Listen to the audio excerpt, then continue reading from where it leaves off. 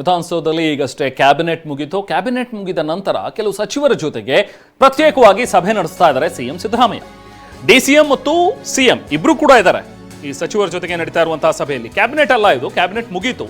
Cabinet ಮುಗಿದ ನಂತರ ನಡೀತಾ ಇರುವಂತಹ ಸಭೆ ಇದು. ಅಧಿಕಾರಿಗಳೆಲ್ಲರನ್ನು ಕೂಡ ಹೊರಗಡೆ ಕಳಿಸಿ ಬರೀ ಸಚಿವರ ಜೊತೆ ಕೂತ್ಕೊಂಡು ಚರ್ಚೆ ಮಾಡ್ತಾ ಇದ್ದಾರೆ. ರಾಜಕೀಯ ಚರ್ಚೆ ನಡೀತಾ ಇದೆ ಅನ್ನುವಂಥದ್ದು ಖಂಡಿತವಾಗ್ಲೂ ಇದರಲ್ಲಿ ಹೇಳಬೇಕಾದಂತಹ ಒಂದು ವಿಚಾರ.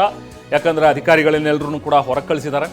ಪ್ರಮುಖವಾಗಿ ಈಗ ಅಧಿವೇಶನ ಸೋಮವಾರದಿಂದ ಆರಂಭವಾಗಬೇಕು. ಅಲ್ಲಿ ಬಿಜೆಪಿ ಜೆಡಿಎಸ್ ವಿರುದ್ಧ ಹೇಗೆ ತಂತ್ರಗಾರಿಕೆಯನ್ನು ಹೆಣಿಬೇಕು ಅನ್ನುವಂಥ ಒಂದು ನಿಟ್ಟಿನಲ್ಲಿ ನಡೀತಾ ಇರುವಂಥ ಸಭೆ ಇದು ಅನ್ನುವಂಥದ್ದು ಸ್ಪಷ್ಟ.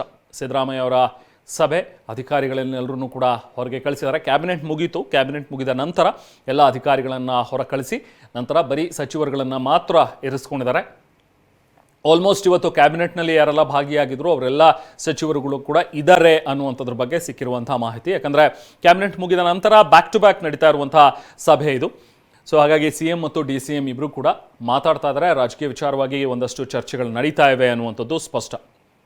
ನಾವು ಪ್ರತಿನಿಧಿ ಪ್ರಸನ್ನ ಮತ್ತಷ್ಟು ಡೀಟೇಲ್ಸ್ ನೀಡ್ತಾರೆ. ಪ್ರಸನ್ನ, ಈಗ ಅಧಿಕಾರಿಗಳನ್ನು ಕಳಿಸಿ ಮಾಡ್ತಾ ಇರುವಂಥ ಒಂದು ಮೀಟಿಂಗ್ ಇದು, ಕ್ಯಾಬಿನೆಟ್ ನಂತರ ನಡೀತಾ ಇರುವಂಥ ಒಂದು ಸಭೆ. ಏನು ನಡೀತಾ ಇದೆ, ಇನ್ಸೈಟ್ಸ್ ಏನಾದರೂ ಲಭ್ಯವಾಗಿದೆಯಾ? ಈ ಮಹತ್ವ ಏನಿದೆ ಈ ಮೀಟಿಂಗ್ದು? ಅಥವಾ ಬಹುಶಃ ಬರೀ ಸೆಷನ್ ಬಗ್ಗೆ ಮಾತ್ರನಾ ಅಥವಾ ಬೇರೆ ವಿಚಾರಗಳೇನಾದರೂ ಚರ್ಚೆ ಆಗ್ತಾ ಇದೆಯಾ? ಈಗ ಮೀಟಿಂಗ್ ಅಂತ್ಯವಾಗಿದೆ ಅನ್ನುವಂಥದ್ರ ಬಗ್ಗೆಯೂ ಕೂಡ ಸಿಗ್ತಾ ಇರುವಂಥ ಅಪ್ಡೇಟ್ಸ್ ಪ್ರಸನ್ನ. ರೆಹಮಾನ್, ಕಾಂಗ್ರೆಸ್ ಪಕ್ಷದಲ್ಲಿ ಎದ್ದಿರುವಂತಹ ಗೊಂದಲಗಳನ್ನ ಸರಿಪಡಿಸುವ ನಿಟ್ಟಿನಲ್ಲಿ ಸಚಿವರ ಜೊತೆಗಿನ ಈ ಸಭೆ ಅತ್ಯಂತ ಮಹತ್ವವನ್ನ ಪಡೆದುಕೊಂಡಿತ್ತು.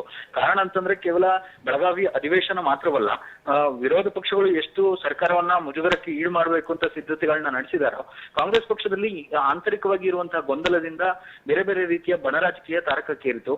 ಅದನ್ನು ಕೂಡ ಸರಿಪಡಿಸುವಂತ ನಿಟ್ಟಿನಲ್ಲಿ ಇದೀಗ ಸಚಿವರ ಜೊತೆಗೆ ಮುಖ್ಯಮಂತ್ರಿಗಳು ಸಭೆಯನ್ನ ನಡೆಸಿದ್ದಾರೆ. ಉಪಮುಖ್ಯಮಂತ್ರಿಗಳು ಕೂಡ ಹಾಜರಿದ್ರು. ಈ ಸಭೆಯ ಮೂಲಕ ಒಂದು ಒಗ್ಗಟ್ಟಿನ ಮಂತ್ರವನ್ನ ಕೇವಲ ಬ್ರೇಕ್ಫಾಸ್ಟ್ ಗೆ ಮಾತ್ರ ಸೀಮಿತ ಮಾಡಬಾರದು. ಉಳಿದಂತಹ ನಾಯಕರು ಕೂಡ, ಉಳಿದಂತಹ ಸಚಿವರು ಕೂಡ ಈ ವಿಚಾರದಲ್ಲಿ ಒಂದು ಒಮ್ಮತದ ನಿರ್ಣಯಕ್ಕೆ ಬರಬೇಕು ಅನ್ನುವಂತಹ ಕಾರಣಕ್ಕೋಸ್ಕರ ಇದೀಗ ಮುಖ್ಯಮಂತ್ರಿಗಳು ಮತ್ತು ಉಪಮುಖ್ಯಮಂತ್ರಿಗಳು ಸಭೆಯನ್ನ ನಡೆಸಿದ್ದಾರೆ. ಈ ಸಭೆಯ ಬಳಿಕ ಒಂದು ಸ್ಪಷ್ಟ ಚಿತ್ರಣ ಸಿಗಬಹುದು. ಅಂದ್ರೆ ಬ್ರೇಕ್ಫಾಸ್ಟ್ ಮೀಟಿಂಗ್ ನ ಮೂಲಕ ಸಿಎಂ ಡಿಸಿಎಂ ಗೊಂದಲವನ್ನ ಬಗೆಹರಿಸುವಂತಹ ಪ್ರಯತ್ನವನ್ನ ಮಾಡಿದ್ರು. ಅದನ್ನ ಉಳಿದ ನಾಯಕರಿಗೂ ಕೂಡ ಕನ್ವೆ ಮಾಡುವಂಥದ್ದು ಬಹಳ ಮುಖ್ಯ ಆಗುತ್ತೆ.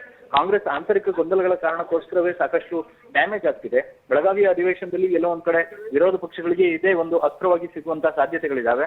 ಈ ನಿಟ್ಟಿನಲ್ಲಿ ಇದೀಗ ಸಚಿವರ ಜೊತೆಗೆ ಒಂದು ಸುತ್ತಿನ ಸಮನ್ವಯ ಮಾತುಕತೆಯನ್ನ ಮುಖ್ಯಮಂತ್ರಿಗಳು ಮತ್ತು ಉಪಮುಖ್ಯಮಂತ್ರಿಗಳು ನಡೆಸಿದ್ದಾರೆ. Rahman. Okay, thank you Prasanna.